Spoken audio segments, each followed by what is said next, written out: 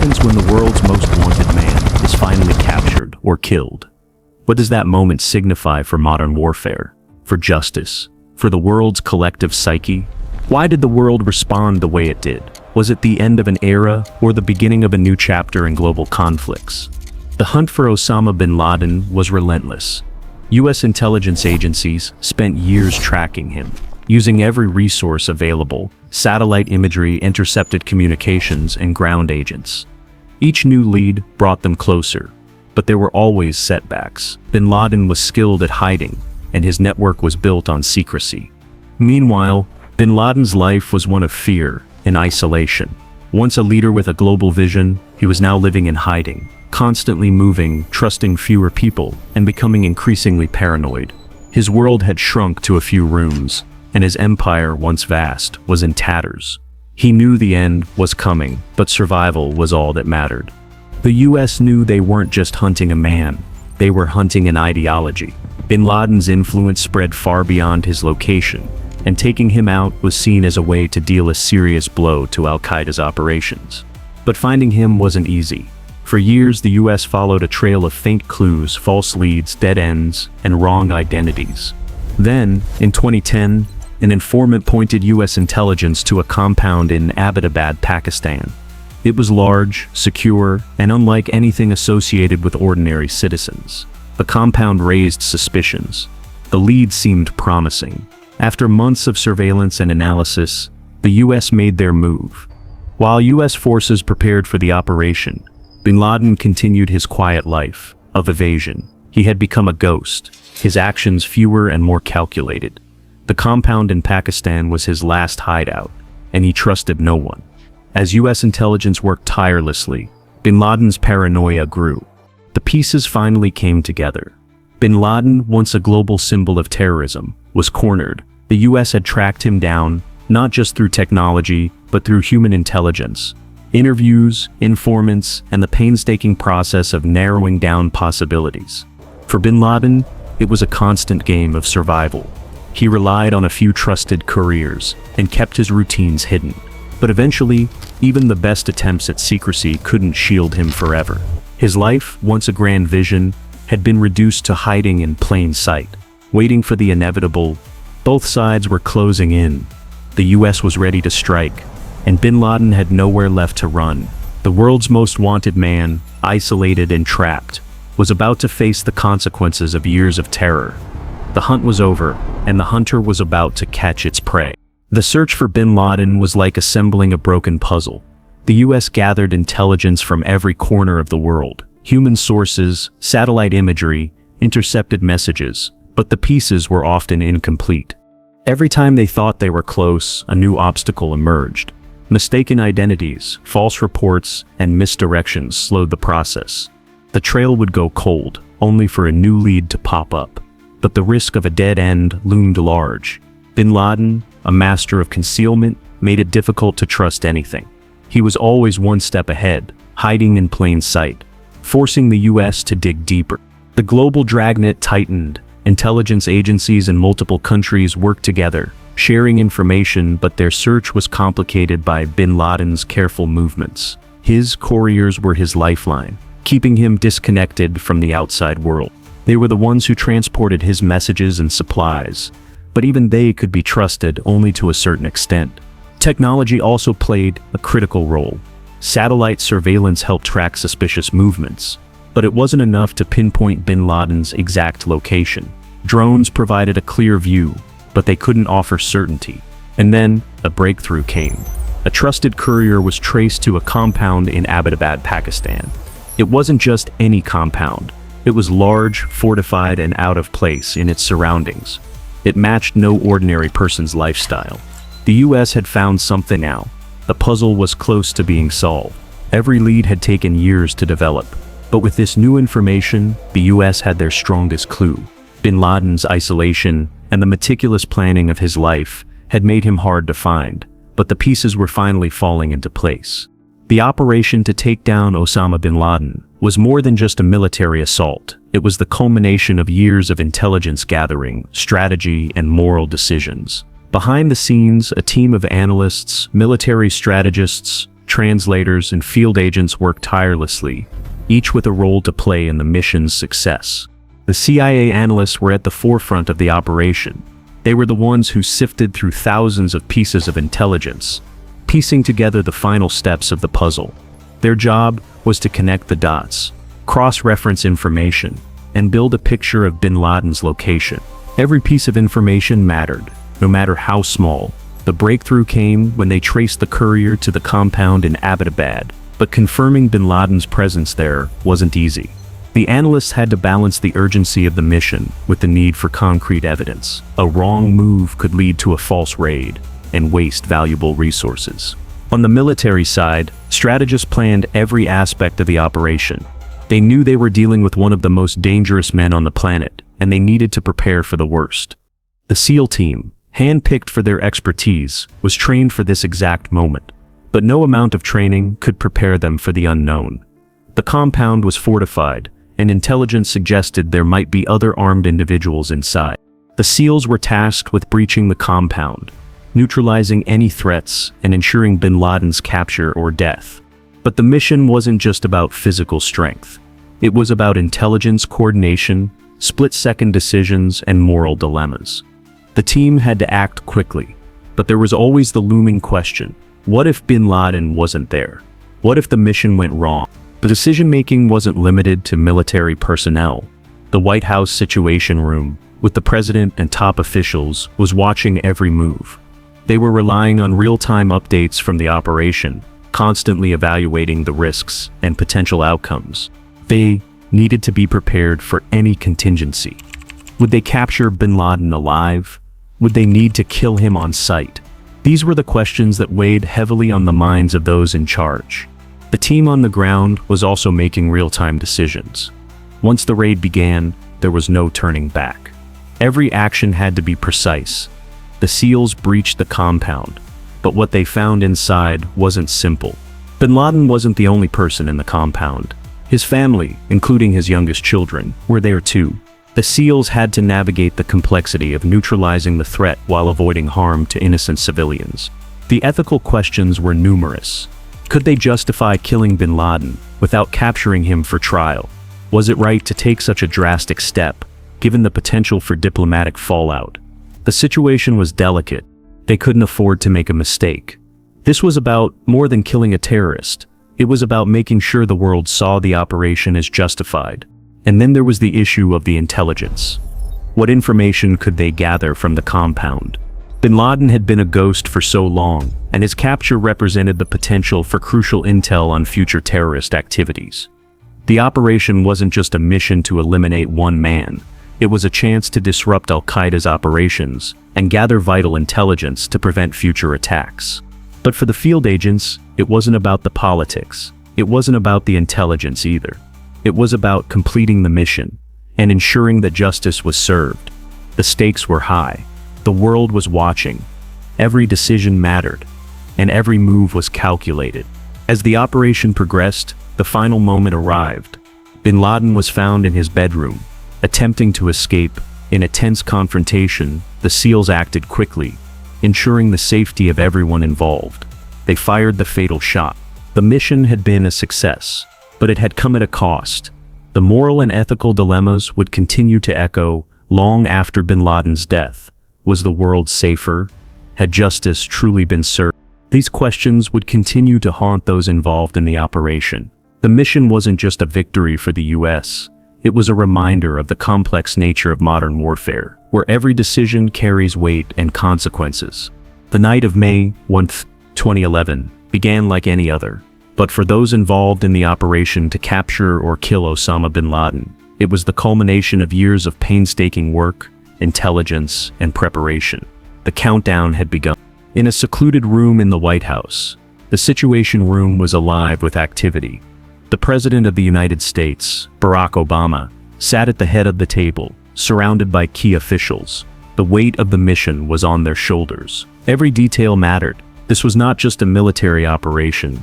It was a global event that would shape history. At the same time, deep in a military base, the Navy SEALs preparing for the raid were suiting up. checking their gear and ensuring everything was in order. Their mission to infiltrate a compound in Abbottabad, Pakistan, where bin Laden was believed to be hiding. The mission had been approved, and the SEALs knew they were about to undertake one of the most high-risk operations of their lives. Time was not on their side, but the preparation was meticulous. They were ready, but there was no guarantee of success. For the SEAL team, it was about precision. The compound in Abbottabad was not an ordinary house, it was a fortress. High walls, razor wire, and armed guards made it a challenging target. The compound was also in a densely populated area, which added further complexity. The SEALs would need to infiltrate without drawing attention, execute the mission quickly, and avoid unnecessary casualties. Their success would depend not just on physical prowess, but on mental discipline. Every member of the team had trained for this moment, but nothing could fully prepare them for the reality of the operation.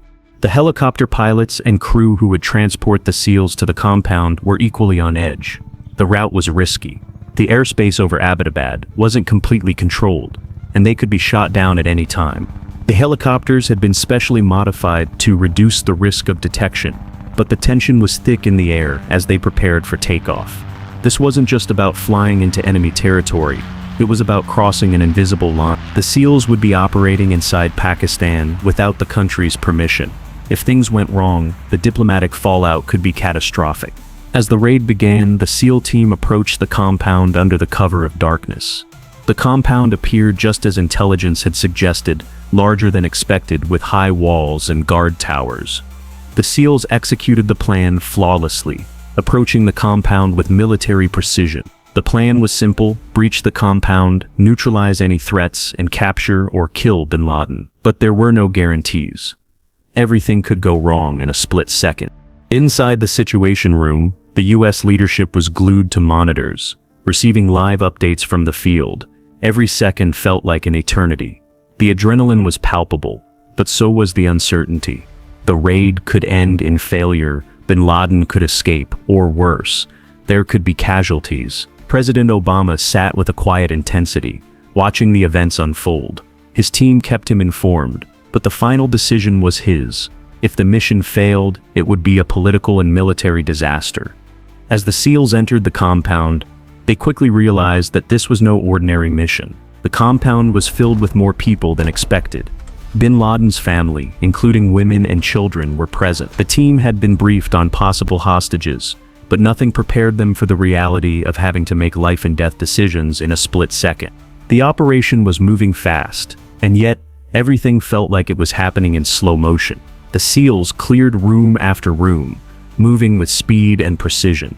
They encountered some resistance, but it was minimal. However, when they reached the top floor of the compound, they found bin Laden in a room with two of his wives and several children. Bin Laden tried to escape, but was confronted by the SEALs. They acted swiftly, making sure to neutralize the threat without any further casualties. In the White House Situation Room, the tension was unbearable. The final moment came as the SEALs confirmed that bin Laden had been killed. There was no mistaking it. The world's most wanted terrorist was dead. A brief moment of silence filled the room before President Obama spoke. His words were measured, but the weight of the moment was clear. The operation had succeeded, but the work wasn't over. The SEALs had to extract from the compound, and the helicopter pilots had to navigate back to base. Every detail had to be perfect. The mission, once so uncertain, was now a success. But the aftermath was just beginning. In the minutes that followed, the world started to react. News outlets were preparing to break the story. Global leaders began to respond. But the US still had work to do. The operation wasn't just about killing bin Laden. It was about the intelligence they had gained. The SEALs were instructed to secure any information they could find in the compound, from hard drives to documents. This was an opportunity to dismantle al-qaeda further, and the US wasn't about to let it slip away. As the team returned to base, the president addressed the nation. The mission was a success, and Osama bin Laden was no longer a threat. The world had changed. While the raid on Osama bin Laden's compound was planned to perfection, the operation was far from without its unexpected hurdles. Behind the headlines of success, there were countless moments of uncertainty, technical malfunctions, and split-second decisions that could have changed everything. One of the first surprises was a technical failure involving one of the helicopters. The specially modified stealth helicopters, designed to avoid detection, encountered an issue as they approached the compound. One of them suffered a mechanical malfunction, forcing it to crash land in the compound's courtyard. The crash was a significant setback, but the SEALs, trained for such contingencies, quickly adapted. They secured the helicopter, ensuring it wouldn't pose a threat to the mission. The team's ability to remain calm under pressure was key to preventing the situation from escalating. A less prepared team could have seen this failure as the end of the mission. Meanwhile, back in the Situation Room, U.S. officials were in constant communication with the SEALs, but the unexpected malfunction was a moment of great tension. With one of the helicopters down, the risk of exposure increased. The team on the ground had to move quickly to eliminate any additional threats and secure the compound before anyone could realize what had happened. The White House and military leaders were left waiting for updates, unsure if the mission would succeed or fail due to this early complication. Despite this, the SEAL team pressed forward. They moved through the compound, encountering very little resistance, and reaching bin Laden's hideout.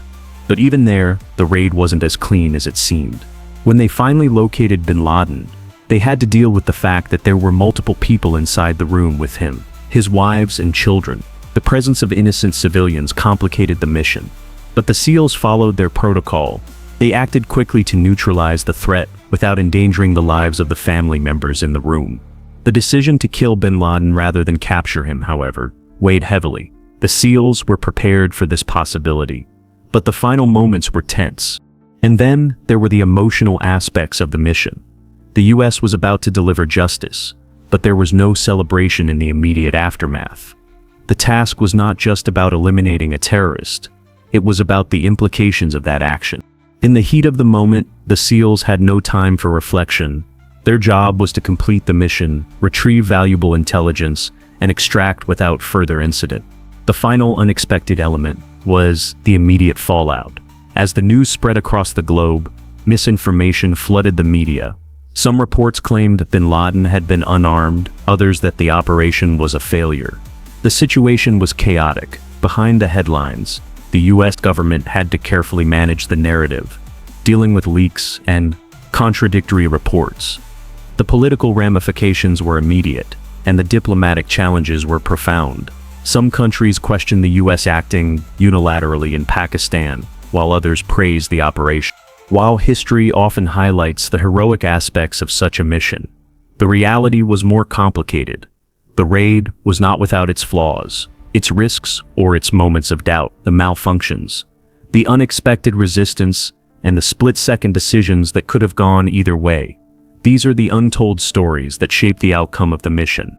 In the end, the success of the operation wasn't defined by flawless execution. It was defined by the ability to adapt to unforeseen challenges, to overcome obstacles that were impossible to predict. What history leaves out are these very human elements that made the operation a success against all odds. The immediate fallout from bin Laden's death was felt across the globe. Within hours, security alerts were issued, and governments braced for potential retaliation. Intelligence agencies worldwide went on high alert, preparing for any attack that could be inspired by the death of the world's most wanted terrorist. While many celebrated the end of bin Laden's reign of terror, others feared the consequences of his death would ignite further violence and unrest. The U.S. was quick to secure the narrative. President Obama addressed the nation, confirming bin Laden's death and framing it as justice for the victims of 9/11 and the countless others affected by al-Qaeda's violence. But even as the U.S. hailed this as a victory, questions arose. Would this event truly diminish the threat of terrorism, or would it fuel the fires of extremism? Global reactions were mixed. In the U.S., there was a sense of relief and triumph. People gathered outside the White House and in New York to celebrate the end of a long, painful chapter. But in the Middle East, particularly in regions sympathetic to bin Laden's ideology, the response was more complex. Some viewed his death as a martyrdom, while others, particularly in Pakistan, questioned the legality and ethics of the U.S. action. Many asked why bin Laden had been killed without trial, raising concerns about sovereignty and international law. Misinformation spread quickly, with conflicting reports about the details of the raid and bin Laden's final moments. Some outlets claimed bin Laden had been unarmed, while others argued that the operation was flawed from the start. The US had to manage these conflicting narratives. But the facts remained: bin Laden was dead, and his influence, while still present, was severely weakened. The broader geopolitical landscape shifted as well. The operation was a significant blow to al-qaeda, but it did not mark the end of global terrorism. New threats emerged, and while bin Laden's death may have symbolized the end of an era, it did not mean the war on terror was over. The US had struck a significant blow, but the ideological battle continued. The legacy of bin Laden's death is complex. It was a moment of justice, but not one that brought finality. The world had changed, but so had the nature of global terrorism. The operation itself may have been a success, but the larger questions about justice, sovereignty, and the future of global security remained unanswered. Bin Laden's death reverberated far beyond the compound in Abbottabad. While the US claimed a victory, the broader question remained: what had really been achieved? Bin Laden's influence may have been eradicated, but his ideology lived on. Al-Qaeda's structure fractured, but new extremist groups emerged, fueled by the same rage and anti-Western sentiments. The raid itself was a tactical success, but the bigger question was whether it truly made the world safer. The death of bin Laden disrupted al-Qaeda's leadership, but terrorism didn't end with him. It only evolved. What became clear in the aftermath was that while one figurehead had fallen, the war on terror was far from over. Governments worldwide now had to face the reality. Bin Laden's death had not eliminated the threat. It was a victory, but not a resolution. The world had to rethink strategies for dealing with radical ideologies. The lessons learned were harsh but necessary. Terrorism could not be defeated by killing one man alone. Bin Laden's death marked the end of an era, but it also highlighted the complexities of the modern world. The mission was a success, but the consequences were far-reaching. Justice had been served, but at what cost? The operation disrupted global terrorism, but it also left questions unanswered. In the end, the price of resolution was heavy. The world was forced to confront uncomfortable truths about the nature of power, justice, and the limits of military force. It wasn't just about the death of one man. It was about the ongoing struggle to secure peace in an increasingly complex world. Like, share, and subscribe to our channel for more in-depth content on global events. Hit the notification bell so you don't miss out on our latest updates.